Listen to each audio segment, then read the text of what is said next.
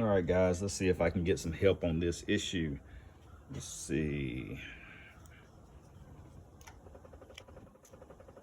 See, no key in right now.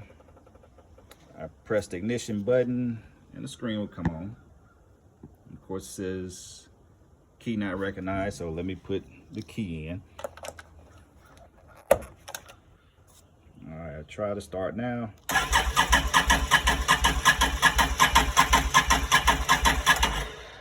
Screen goes blank. Engine tries to turn over, but it will not start.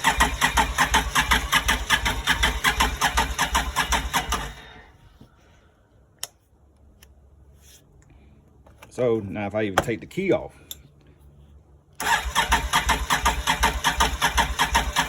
it will still try to start. If I turn the ignition switch off, the red button,